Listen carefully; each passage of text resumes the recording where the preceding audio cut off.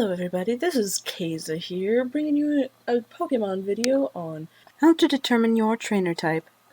So, anyone who isn't really familiar with Pokemon should know is trainers have their own certain style. Certain trainers like to play certain ways, and no matter how many ways they build their teams, always seem to focus around a very, very similar strategy, or same basic end goal, whereas other trainers, not so much.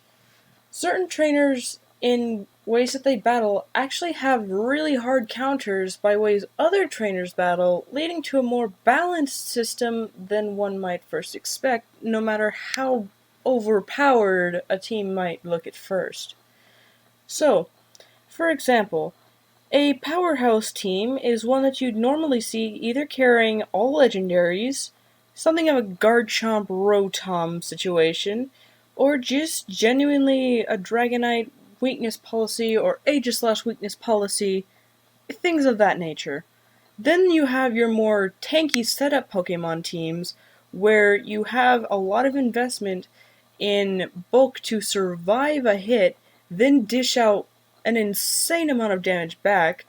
These teams usually also work in trick rooms, but are not the most common regardless.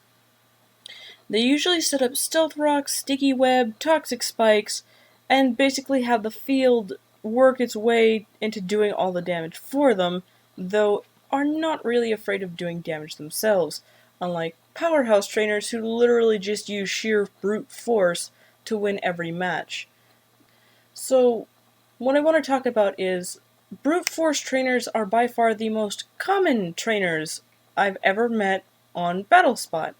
These trainers definitely have a massive flaw when it comes to giving status conditions. So, for example, say you have a Hydreigon as you're fighting against it. It's usually going to use Draco Meteor and just try and one-shot you as fast as possible. If you survive it, paralyze it, and you basically take away everything it has left, it becomes virtually useless. You just weaken its attack if it has any physical attackers set up. You generally have a giant flaw if you are a powerhouser. In the same regard, tanks and trainers who use tanky Pokemon in their base format for their teams also have flaws when it comes to simple counter setups. So, for example, Power Up Punch is common in the power strategy teams, but because it gets so incredibly offensive, it ends up taking out any defensive if they don't manage to set up a burn, or clear smog, or something like that to counter it. And this is kind of where the balance play comes in. Defensive is the more logical one, who is harder to counter, but also takes longer to set up, whereas Powerhouser will run through any team that cannot counter speedsters, power or physical sweepers, or special sweepers. So Garchomp, Greninja, etc. Now, there is a third class of Pokemon trainer, and this is by far the class I fit into personally, and it is the Wildcard trainer. Wildcard trainers are unique in the aspect that they don't like running the norm. They hate using Fake Out Last Resort Ambipom. They hate using Amoonguss with Spore. They hate doing the cliche run-of-the-mill battle styles that everyone else knows, and they just find it boring. Wildcard trainers usually like to play support, though not always, and tend to do really interesting mix-ups using moves that most players haven't even seen or heard of before, much less combinations. So, for example, you can do Flinch Demon Fest, which is basically two pickup Pokemon with a flinch item, and they just fling over and over and over again as speedsters, and you basically just wipe out your opponent's entire team without them even getting a single chance to do anything.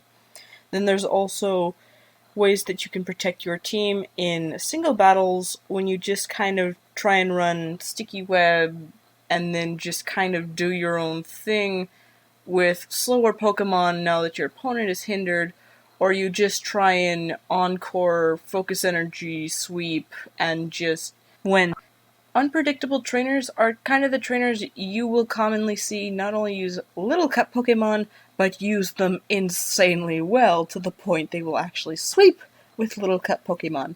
Because of this, wildcard trainers are the most unpredictable and harder to focus on how to counter, because there's no set strategy with no obvious flaws right away.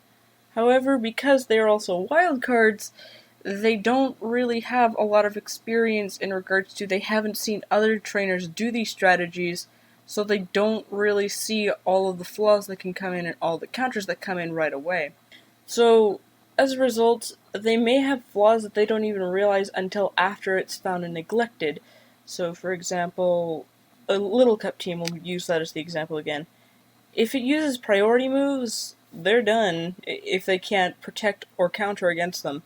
The Flinchfest team cannot counter against priority moves whatsoever, and is also completely grinded to a painful halt the moment one of them gets denied their ability to even use Fling, because they have to use it simultaneously in order for the strategy to work. So, as a result, you need to actually be a lot more flexible to counter wildcard trainers, because they will be the hardest trainers to predict on their strategies, and by default have some of the most awkward coverage, really strange move pools, and just genuinely unique aspects to their fighting styles. Now, of course, there are the pure support trainers as well, who basically just like to have all of their Pokemon defend themselves, where basically every single Pokemon contributes to supporting another Pokemon in the team. It's not one Pokemon winning the battle, like a Powerhouser, and it's not one Pokemon saving the battle, like a complete wall team. It's a team that tries to synchronize with itself to counter as many situations as possible. So support trainers, they take the absolute longest out of all strategists to set up and actually get going, but once they get going, they are by far the hardest trainers to counter, because it's not just their stats they're manipulating, it's yours, it's your battlefield that they're changing, as well as theirs, to make it as deeply in favor of themselves as physically possible. So, for these 4 trainer types, which one do you think you are? Leave in the comment section below, and thanks for watching.